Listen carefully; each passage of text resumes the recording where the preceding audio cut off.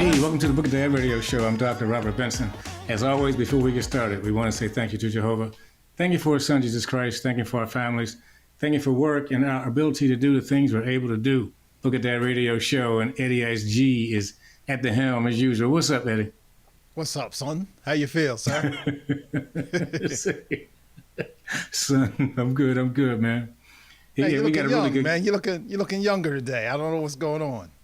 I actually shaved, man, believe it or not. I don't have a gray whisker in the picture, so I'm good. Oh, yeah, that'll do it.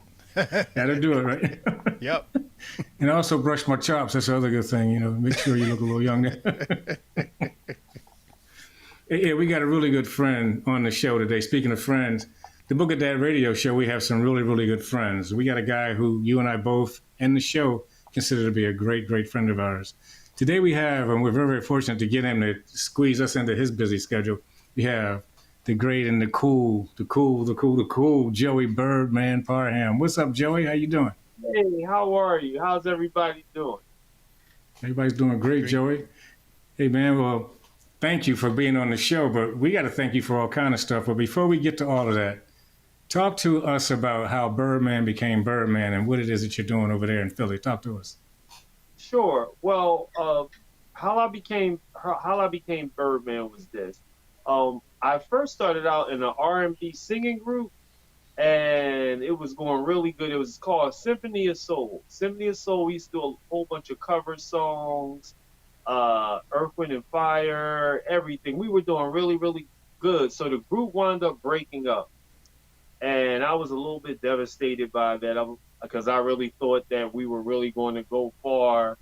And the group broke up, so I had started radio at Power 99 FM, and I kind of stumbled into it. So I'm a talker anyway, and I began to do a show called Sex and Slow Jams, and I would think of the topics. So we had a lot of great topics. People would call in. I started recruiting a lot of guests. I was really animated and humorous, and I just kept everybody on the edge of their seats. And the time that I was doing the show, because I love animals, I had birds. And sometimes when I would talk, the birds would start chirping.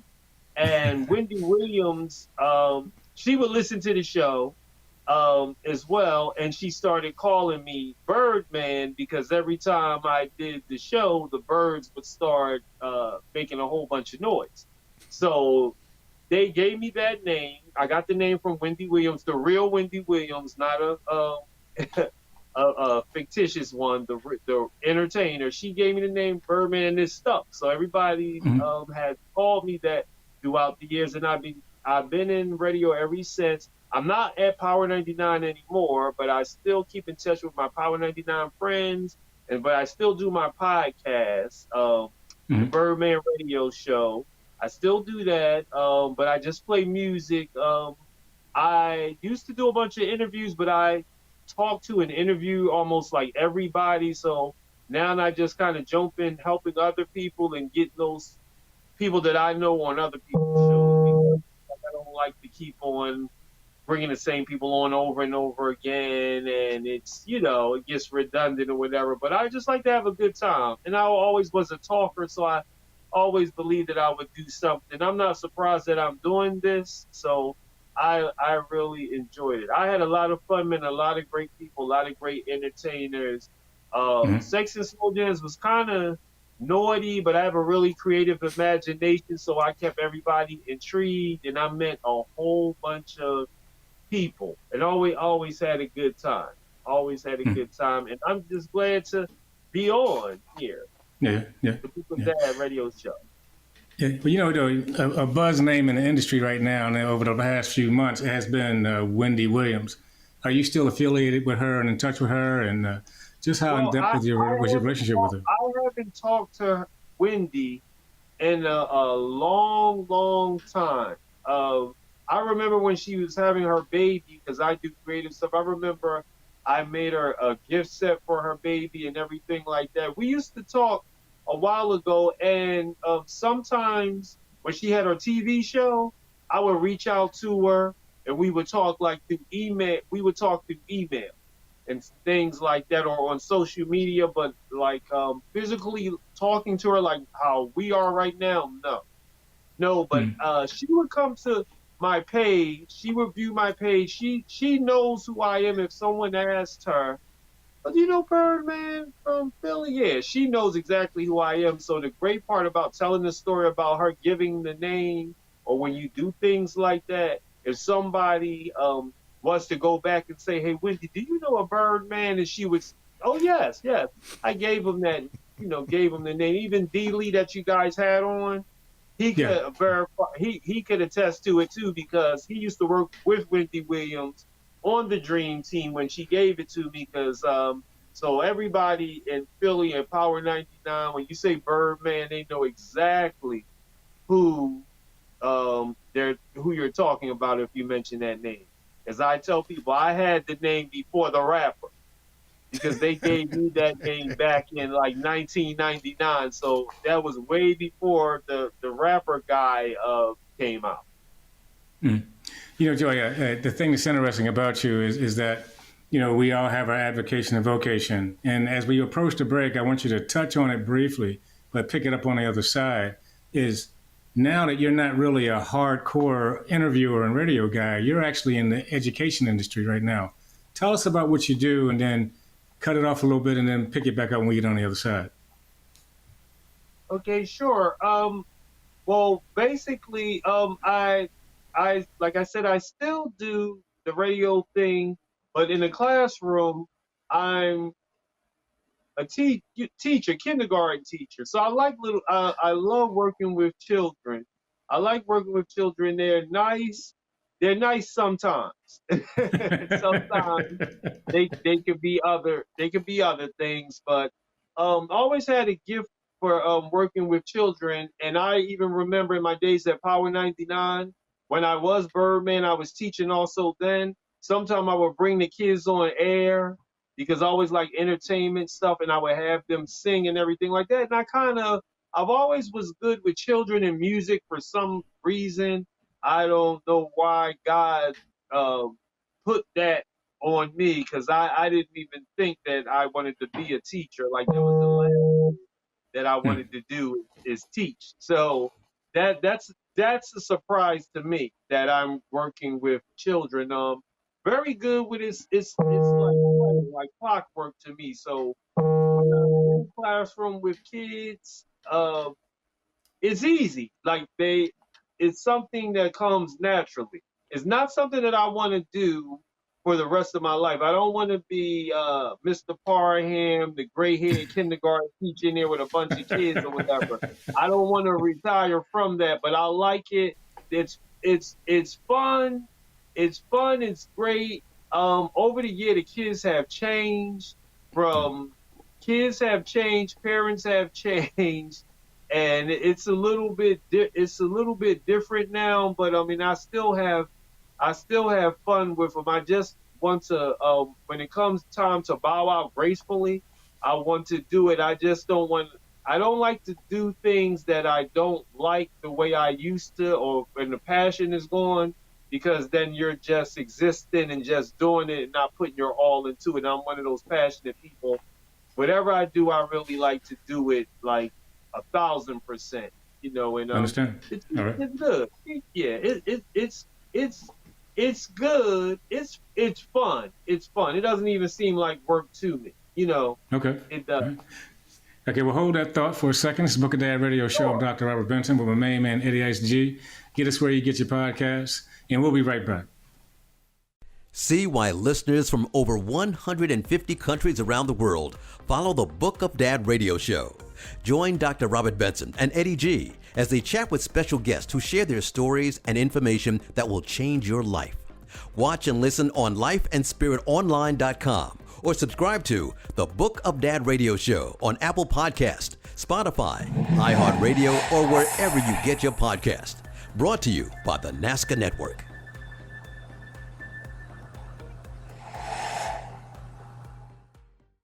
And we're right back. Book of Dad Radio Show. I'm Dr. Robert Benson with Eddie Ice G and Mr. Birdman Parham, who's hanging out with us. I mean, we got a lot of stuff we want to cover with him, but we got a little bit of time. But as we said before, Joey's our friend. He's actually a contributor to the show, and we really appreciate the fact that he, as he said before, he doesn't do a lot of interviews, but he's actually funneled some people to us that have been on the show. And Joey, we're going to just say thank you to you right now because of you and because we've had some great guests. I mean, your Aunt Sarah Dash, for instance, is somebody that you referred to us, the great Sarah Dash, and sadly she passed away. We are really miss and mourn for her, but we're going to try to keep the show upbeat because everybody loved her. But anyway, when we left off, you were talking about school and your interaction with children, which is, I'm telling you, man, that's some orchestrative genius right there dealing with children. Share a little bit about that again, and then we want to talk a little bit more about some of the other things you've done in the entertainment industry. Sure. Well, I think the greatest thing about me with the teaching was, look, that's everybody chiming in with the phone. I am. I don't know why everybody chooses to text and call me now. I'm such a creative kindergarten teacher. It's something about I can get children to learn through music and dance and motion through a whole bunch of concepts and really have them excel creatively. I just have a real creative knack with entertainment, and I'm going to go into the entertainment stuff because I'm just one of those kindergarten teachers I have so much fun with the kids that I almost turn the graduations into like a concert where the parents are up on their feet like, oh my God, like that they can't believe that I taught the kids different things. Like I would sing and rap and teach them stuff like phonics, but I'll use something like Frankie Beverly and Maze Before I Let Go beat and have the kids doing stuff to the instrumental. So I'm really shocked at this musical genius stuff that I have, but it's something about me with music and kids and this creative stuff that I would do that's what weighs me into acting. Now, I love acting. I remember the first stage play that I ever did was called Your Girlfriend Needs to Mind Her Business. It was called Your Girlfriend Needs to Mind Her Business. It was a black play, and I love working with us's because I come from a very animated family. So the director, he gave me this character that I had to play Pops. And Pops was this player. He was real slick. He was nothing like Joey. And the director, I kind of think he thought I was arrogant, superficial. He didn't think I was going to be able to pull it off because I think he had me pigeonholed like he's vain. Because he said, well, when you play this character, you're going to have to dye your hair gray. You're going to have to look like an old school player, which I love being the opposite of me. I love being a villain, and I really love to cut up. So I did the gray hair. I got my tailor to make me an outfit. When I came out, I looked like that person. Like even my own father couldn't believe it. And I got a standing ovation from it. So it's all of these things, they just come so naturally to me. But I think, because I'm a Gemini, I don't know if you believe in zodiacs, I think Geminis are very creative people, and we just do things naturally. And once we like something, we really take the ball and run with it. So this particular, that Girlfriend Needs to Mind Your Business, it was so nice. Everybody loved it. The director, he loved it. And this is a not nice part about it, though. I got so much attention from the play, not being shady, but when they did the play again, they cast a new guy to play my part. I think because I got too much attention, and they got somebody else to do it. They never asked me to do it again. Not because I was bad, but I really, you were too good.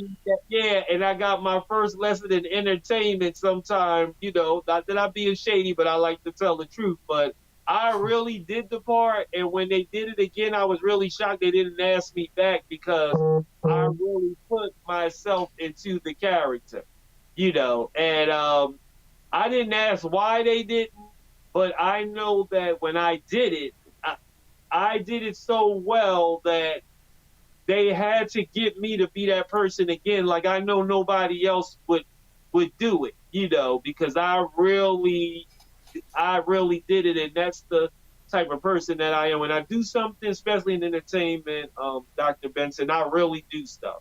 I can say I'm like the Patti LaBelle acting. Because when I do it, I give you a show. I get into it, and I have everybody going. And you kick off your shoes and start screaming. Listen, whatever it takes. Now, the last play I did a play recently with Orange Juice Jones. Remember him? Yeah. I saw you walking in the rain. I played. Oh yeah. Right. Yeah. So it was called Walking in the Rain. That's the name. That was the play. Was about his story. Remember, get out of here with that Ali coat. Alley cat coat wearing, hush puppy shoe wearing. Yeah. Yes. And I played his best friend. Now, Orange Juice Jones was a pimp. He was a pimp, and all his friends was. He came from a lot of wild stuff. So I played this best friend, and I really did the part again. Even he was even impressed, like he couldn't believe it, because I'm a very laid back person. See, I'll play like Clueless, like.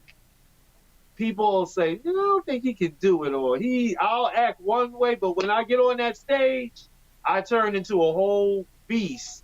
And he even said, wow, like people really, really like, people really like you. So I'm just one of those people. Once I get on the stage, I love it. I love being on the stage more than I like doing radio and being around kids in the classroom.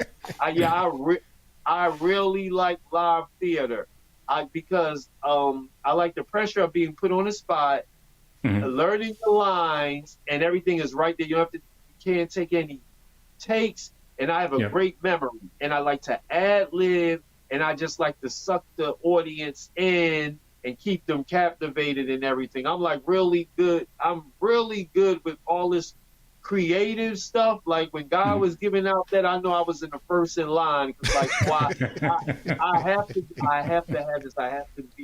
I have to be creative. I love it. I love anything creative, and with dancing and singing and having a good time. That's me. But that was my first stage play, and that role, I love that role. I still have the outfit in my closet. Wow. Hey, well, that kind of genius is definitely sparingly distributed, if you will. But, one thing I would say about the dealing with children, it kind of smacks of the great series Sister Act, where Whoopi Prove showed how if you're able to reach children, you can get them to reach all kind of heights and get them to perform on the highest levels possible. But when we come right back, we're going to talk a little bit more to Joey Parham about Birdman stuff, and we'll let you guys know how to get in touch with him. And we're definitely going to keep hanging out with him. This Book of Dad radio show, I'm hanging out with Eddie G and Eddie and Birdman. We'll be right back. You have something special. You have greatness in you. Hello, I'm Les Brown, Mrs. Mamie Brown's baby boy.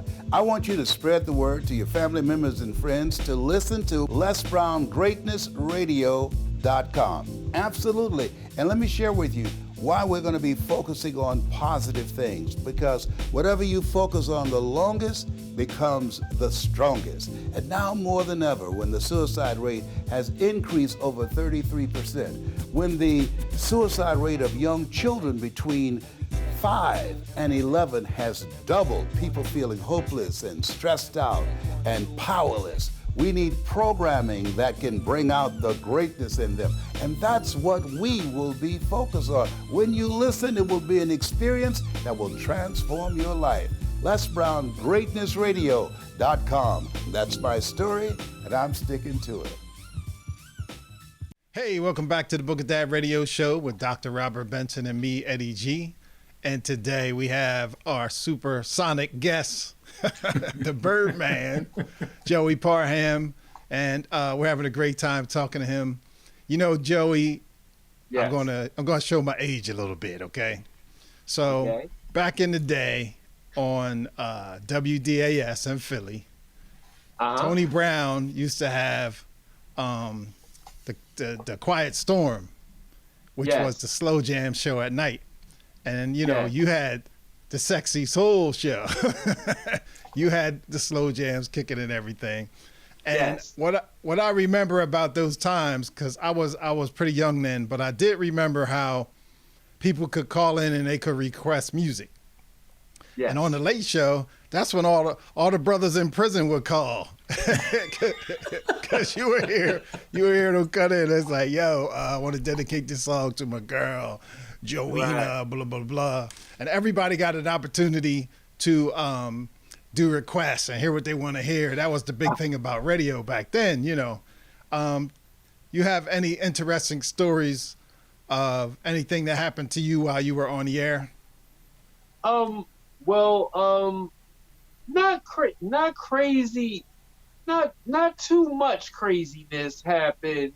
I think that I was always, I won't say the button pusher, I always was the roller. I think that when we had a guest that did talked about some craziness, I knew how to push the envelope to really get them, really get them, you know, like really get them going. Now, I'll remember this, though. One crazy time, my co-host, I did a show. It was Soul and Lady T. We all did the show together. They're still very good friends of mine. So Soul, he said something on the air about he would give somebody some money or some girl some money if she came up to the studio with a thong on and nothing else.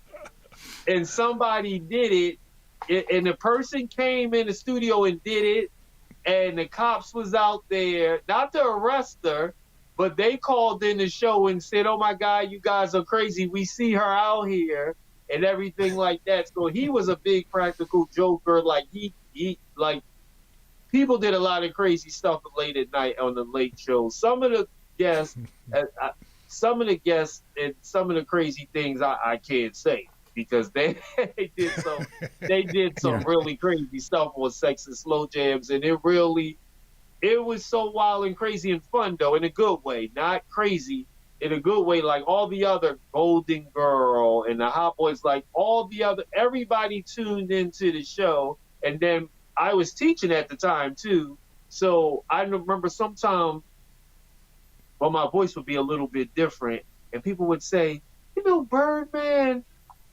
Mr. Joe, he sounds a little bit like you. And I said, oh my God, Bobby, I don't know who that is, right? And I wouldn't let them know that it was me. But people said, that sounds like Joey. And I'm like, oh, I don't, who's Birdman? So one day I eventually told everybody, yeah, that's me. And they said, I knew that was you, that sound like you. So, yeah. You know, Joey, so one thing I noticed about you, and this is rare in this vocation that we have, is you're one of the more unselfish people I've ever met, and this is the truth. And I'm just wondering, what is it about you that makes you as unselfish as you are? Because all of the resources and the tools and the resilience that you have, most people tend to hold it to themselves. What is it about you that allows you to freely share things? You know what? I think a lot of my 99.9% of my personality, I think I got from my mother. Like, my mother was very, and plus I was the only child. I didn't want brothers, I still am.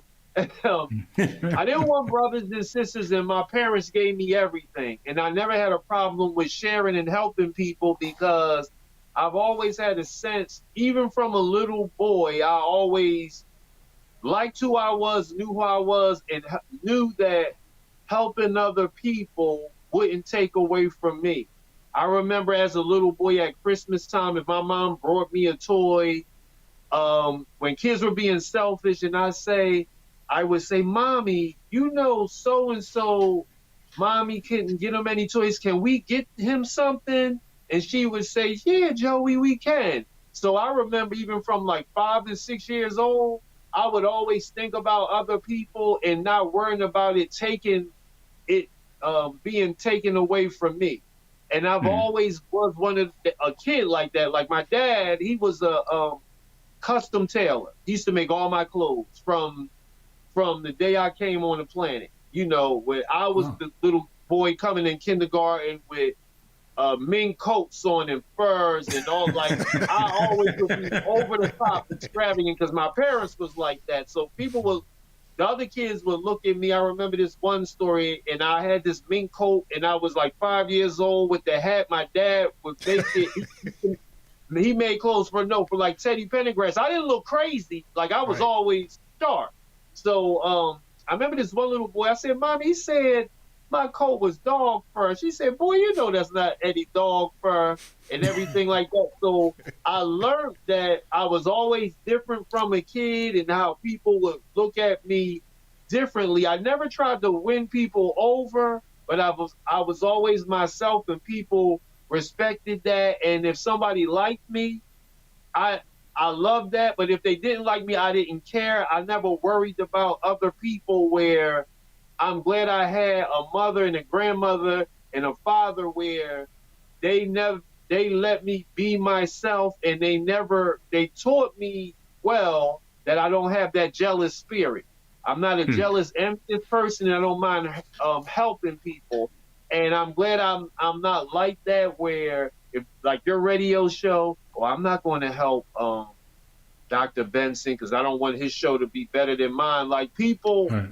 I was always so great to people that sometimes people thought that I had an agenda because they couldn't believe how nice I was, and I didn't look for anything in return because that's the type of person I was. I remember my mother, everything I watched her do, she was a very selfless person. I mean, my mother, beautiful woman.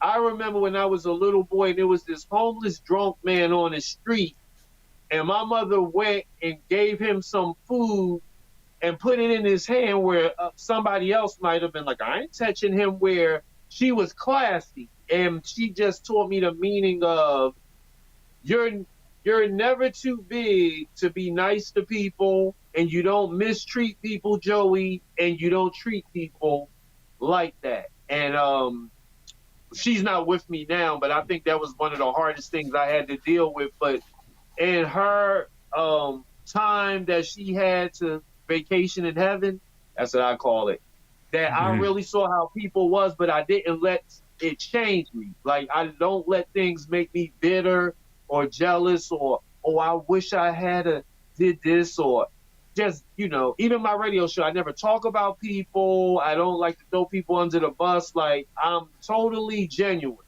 If I like you, I like you. If I don't, you're going to know that too, but I'm going to just stay away from you. But I just think that we're all here to make an impression. And my father used to say, you only get one chance to make a first impression and make it a lasting one. What we're going to do is we're going to wrap things up here. I'm going to ask Eddie, it's a great show, great guest again. What do you want to offer up closing comments?